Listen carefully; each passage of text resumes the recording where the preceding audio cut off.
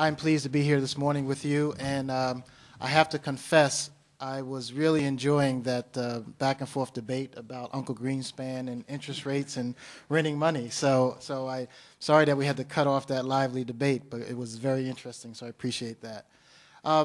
Let me first say, for those of you who may not have been here last night, I really want to reiterate on behalf of Fannie Mae the gratitude and thanks to your organization, LARIBA, for honoring us. It was a wonderful thing to do, and we're very pleased to be such a good partner with you. With that, I want to get started this morning, and what I really want to do is talk about faith-based partnerships as a whole, and then our relationship that we have with LARIBA. So we'll get started.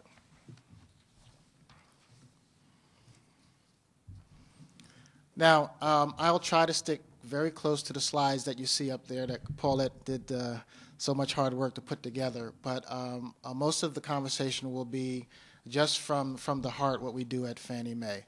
First of all, let me say this about faith-based partnerships. One of the things that we want to make very, very clear wherever we are in the country and whenever we're speaking, this is not an idea that was born at Fannie Mae. This is clearly something that faith-based organizations have been doing in their respective communities for a number of years. They have been supporting their folks both economically, socially, and spiritually, and we acknowledge that. This is also not something that was born by the current administration. Although our current president is very high on faith-based partnerships, it's not his idea. And so I wanted to make that very clear from the standpoint that I think it's important for us to share together that this is a learning opportunity, and we have lots of models at Fannie Mae. We have lots of partnerships at Fannie Mae, but we don't say that one is better than the other or one is applicable to everybody who's involved. And so we get excited about those opportunities to engage with you and others in this particular space.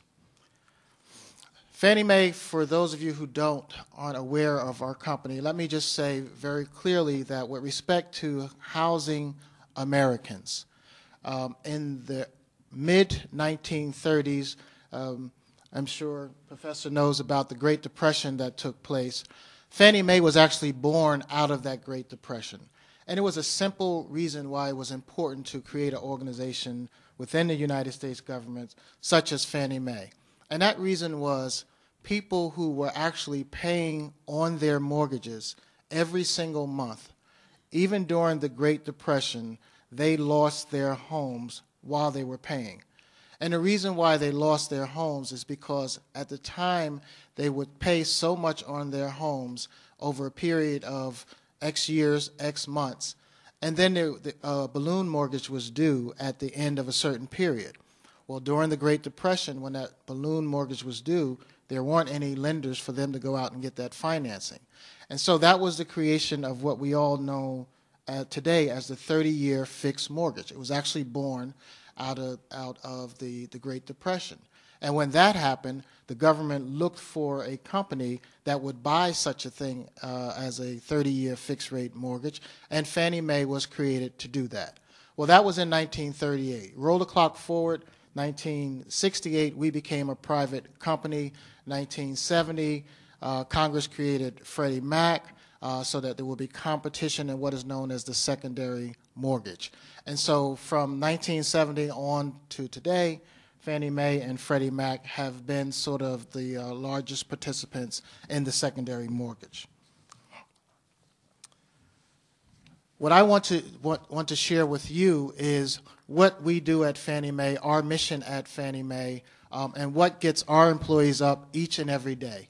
And it is a very straightforward mission. At Fannie Mae, we believe our mission is to tear down barriers, to decrease costs, and to increase housing opportunities, as well as rental opportunities for all Americans.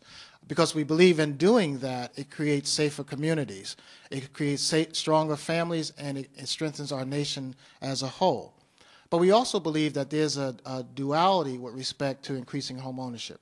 And that is, not only does it create a shelter over your head, but it also is one of the greatest ways to create wealth in the country. And in creating wealth, it's also a very powerful way to transmit wealth from one generation to the other. In fact, there was a Peruvian economist who wrote a book recently that a lot of folks at Fannie Mae had been reading called The Mystery of Capital. And what he shares in there is that, at least in the United States with respect to housing, you have that duality of purpose with your home, that you can live in it for a number of years, you can raise your children in it for a number of years, but as the wealth or the equity increases in your home, you can tap into that equity not only to send your children to college, but also to start a business or perhaps to help them start a home as well. And at Fannie Mae, we feel very, very privileged to work with institutions such as LARIBA so that we can create more and more opportunities to increase home ownership. I want to shift gears a little bit because I know we want to leave some time for question and answers, but I want to shift gears for a little bit and just move away from the slides temporarily to really talk about where we are now as an organization. At Fannie Mae a couple of years ago, in trying to move our company more and more to affordable housing company, that is to put home ownership in reach of more and more Americans, we started what we called in 1994 a $1 trillion commitment. And that commitment was basically to look at America, look at the housing opportunities in America, and to find ways to put 10 million more Americans in home over a 10-year period. So at the time we were going from, it was a 7-year period, I'm sorry, we were going from 1994 to the year 2000. We completed that a year earlier, and we immediately embarked on another commitment that we called the $2 trillion commitment. And that commitment was to put 18 million additional families in homes, and we were going to go from the year 2000 until the year 2004, and we completed that ahead of schedule.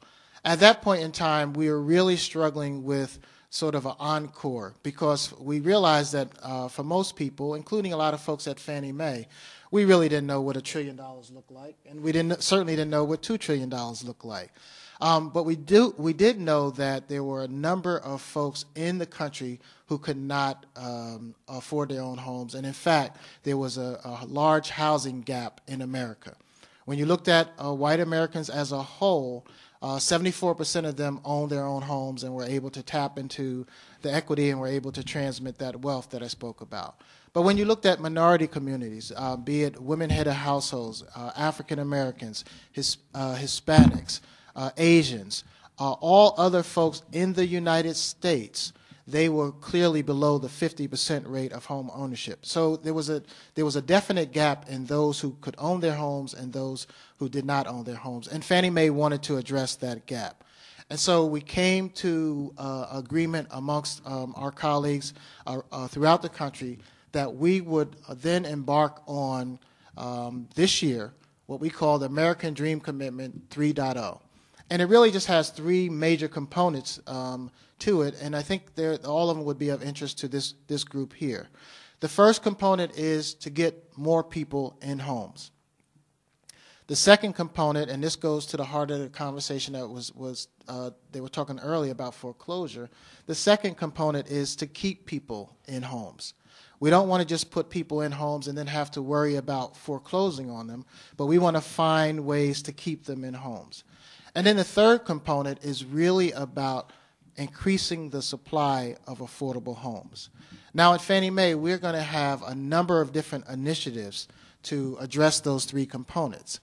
And the one that I'd like to share with you this morning is really the faith-based component and how we believe that that can be very helpful and how we're very excited about looking for ways to increase the LARIBA model around the country, working with this fine organization so that we can put more people in homes. When we think of working with the faith-based community, again, as I said, we're not looking for a one-size-fits-all. When Colette and Donna talked about bringing this model to Fannie Mae several years ago, they really had an uphill battle inside the organization. And I'm not embarrassed to tell you, sometimes in corporate America, when you're in headquarters, we move a little bit slower than the people out in the field. So we put a lot of pressure on our folks locally to really work with you and to make us believers that this could be done. And in fact, I congratulate you, Dr. Rahman and Mike, on making us believers back in Washington, D.C., that this could actually work. But now we want to take it to a different level and figure out how we can expand this opportunity for other organizations like yours, that we can, not just do it here in Pasadena, but perhaps maybe in other states around the United States, be it Utah, be it Washington, be it Texas, wherever it might be, that we might be able to leverage this model through your help to help other folks who would like to do the same thing. I think when we think about faith-based at Fannie Mae and why this partnership is working, it's because we really do have shared values. And those values are really around caring, compassion, and being connected to each other as a community. We certainly have our share of critics at Fannie Mae, and we certainly have folks who believe that perhaps there's too much housing in America. We don't agree with that. We believe that everybody who wants shelter, who wants decent housing, and who can afford decent housing ought to have it.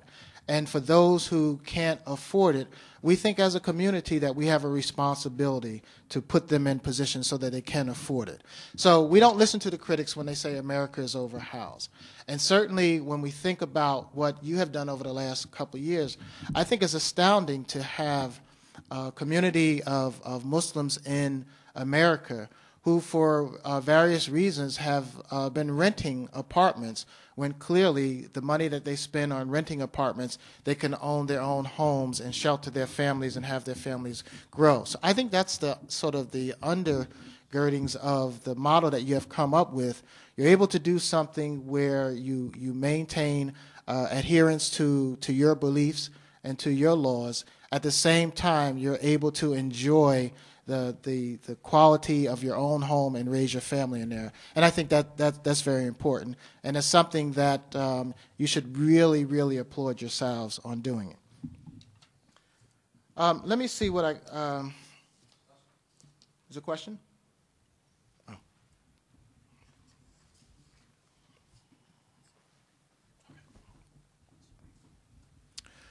We want to talk about home ownership as it relates to local communities. And when I speak of communities, clearly Lariba could be viewed as a community of folks. What we have found over the years is that when people invest in homes, that the whole idea of investing into a community strengthens that local community. People become more active. They become more active in their schools. They become more active in the civic associations. They become more active in local politics, and as a result, the entire community is strengthened through home ownership. We also know that through home ownership, that folks who are buying homes and folks who are raising families have figured out a way to increase the wealth for their communities. We think that's important. With the American Dream Commitment, why we want to continue that partnership and continue that growth, quite honestly, is, as I mentioned, the three parameters. One of the goals that we have underneath the American Dream Commitment is to move the home ownership gap from 46%, the minority home ownership gap, from 46%, or 49%, excuse me, to 55% in the next 10 years. Now, you might say, well, that's a nice goal to have, and, we wish you well, Fannie Mae, and, we'll be part of that, help you achieving that goal. But let me share with you something that I think is very important. With all the scholars in America today, with all the people who know as much about financing homes and about the lending process, there is no one, no entity, no body anywhere in America who actually believes that the home ownership rate for minorities in the year 2014 would reach 55%. In fact, The Harvard studies suggest that the closest we might get at 55% would be 54%, and that wouldn't happen to 2020. And so when we say that we want to move it to 55% by 2014, a full 6 years before sort of the best minds in the country believe it can happen, we think that's a significant stretch for our corporation. And outlining that stretch means that we have to look to work with everybody that we possibly can throughout the United States to make that happen. And that brings us here to Lariba. If we can, in fact, take this model and jumpstart it in such a way that we can increase more opportunities for your community and like communities, that will clearly put us on the path to get to a home ownership rate just for minorities at 55%. Now, we don't say 55% to say that that's where we're going to stop, but we needed to put a goal out there that not only we could reach for, but that others could also reach for with us, because it is, in fact, a stretch for a lot of Americans. And just by show of hands in this audience here, how many of you are homeowners today? So when you just look around this room, could you just raise your hand a little bit higher? So if you look around this room here, there's opportunity in this audience here for home ownership. And when you look across America, what we found, at least with respect to minorities, that in any group setting of minority Americans, that only 1 out of 2 own their own homes. And so with that, there's a huge opportunity for us to work together to close that home ownership gap. Colette, I apologize for not going with the slides, but I just want to sort of just share with you, I think, what some of the key points are. In closing, let me just say that we were introduced to your group through the mayor of Pasadena, Mayor Bogart. I was introduced to your group through Donna Simpson and Colette. I am very excited about the work that has been done already, but I'm more excited about the opportunity that's in front of us. And what Colette and Donna have shared with you is just some literature on Fannie Mae. You know, one is really talking about what we are doing with faith-based communities across the United States. The other one is talking about tackling America's toughest housing problems. When we look at the work that we're doing in the faith-based, and we have today probably 100 faith-based partnerships. A little history about how that came about. When President Bush went to Atlanta, Georgia a couple of years ago, and he was real excited about increasing home ownership opportunities for minorities in the United States. Well, at that meeting, Fannie Mae was very involved and very active, and our chairman, Franklin Raines, came back from that meeting and said he wanted 100 faith-based partnerships over the next several years, and he wanted Fannie Mae to be out in front making those happen. And when the chairman says something, we do pay attention. One, because he is the chairman, and two, because he is very committed to housing Americans. And so when he gave the sort of edict to create these 100 faith-based partnerships, he didn't give us any parameters of what they would look like, how we would do it, who we would work with, and how quickly we would get up to 100. But I'm pleased to say that we did put some parameters around it, and what we simply said is that we wanted to work with communities that we could measure what we were doing. And measurement for us was getting people into homes.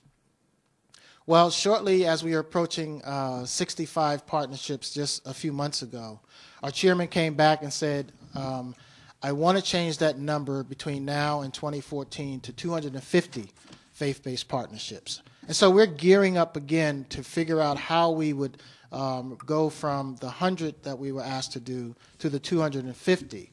And so we'll be looking for ways to make sure that we get more partnerships in the pipeline for us. But we're also going to be looking for ways that we can strengthen and deepen the current partnerships that we have. And again, I can't underscore enough the partnership that you have already created with our Western Regional Office, and it is my hope that we would take this partnership on a national level, and working with Colette and Donna and their colleagues here, and Dr. Rahman and Michael, to figure out how we can help more and more people throughout the United States who are part of your community become part of the Fannie Mae community.